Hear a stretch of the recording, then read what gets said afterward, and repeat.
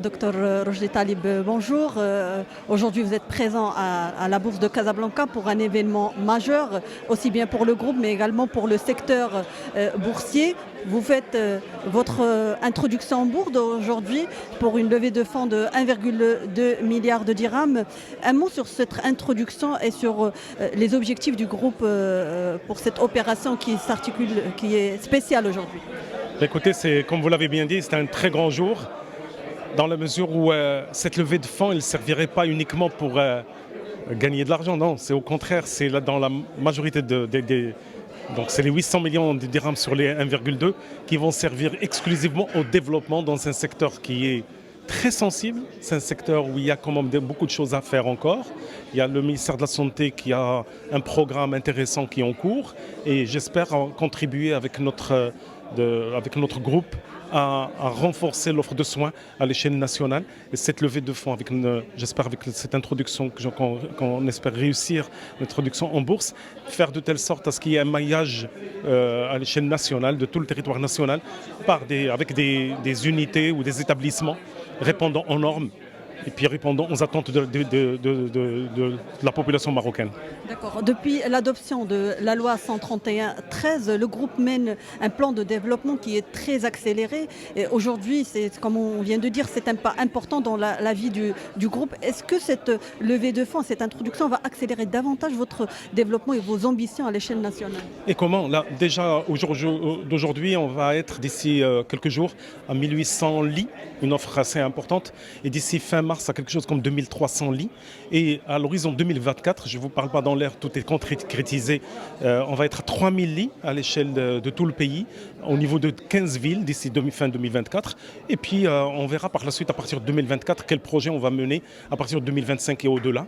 Déjà, au niveau national, on aimerait bien, c'est-à-dire couvrir du nord au sud. J'espère même aller prospecter, ça va être dans les semaines à venir, prospecter au niveau de la zone sud, comme demandé par Sa Majesté le Roi, quand on cherche quand même à investir aussi dans les villes de notre Sahara, à savoir Dakhla et pourquoi pas Lyon, Inch'Allah, Rahman Rahim. Outre la rentabilité financière, vous avez toujours dit vous voulez être un acteur dans le développement de l'offre de soins. Aujourd'hui, il y a le projet de la généralisation de l'assurance maladie. L'introduction, elle intervient à quelques jours à la veille de la généralisation de cette assurance qui rentre le 1er décembre. Donc, dans quelle mesure le groupe, effectivement, il contribue à cette généralisation, des réussites de ce chantier royal?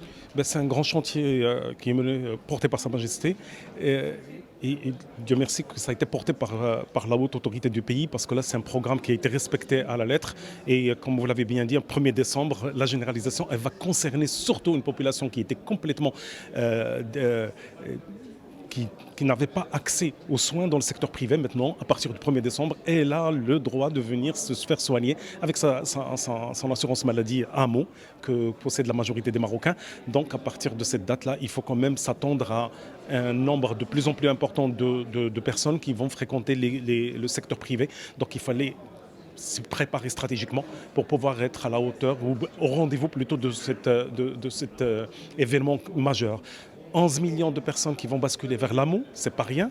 Il faut surtout se préparer pour ne pas tomber dans le piège de l'excès du succès entre guillemets et commencer à négliger et à être mal accueillant c'est-à-dire qu'il fallait quand même être préparé en bonne uniforme pour pouvoir accueillir dans les règles de l'art cette population démunie qui va alhamdoulilah, passer sous le régime de l'AMO et qui va lui permettre de venir vers les cliniques privées.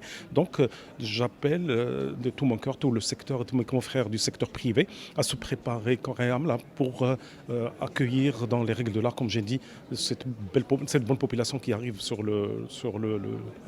dans le secteur privé. Un mot pour institutionnel, mais également particulier à souscrire aux actions d'Actitan. C'est un acte vraiment humanitaire, beaucoup plus que financier. C'est-à-dire le fait de s'inscrire pour acquérir des actions. Certes, la recherche de rentabilité, elle est légitime et on va tout faire là pour rendre le groupe très rentable, pour ne pas décevoir quand même les gens au niveau de rentabilité financière.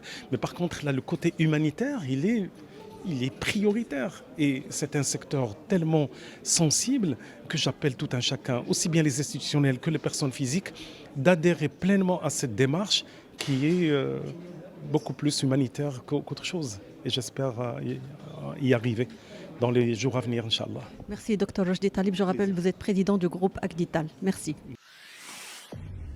Pour suivre toute l'actualité d'EcoActu.ma, inscrivez-vous sur notre chaîne YouTube et rejoignez notre communauté sur Facebook et sur les autres réseaux sociaux.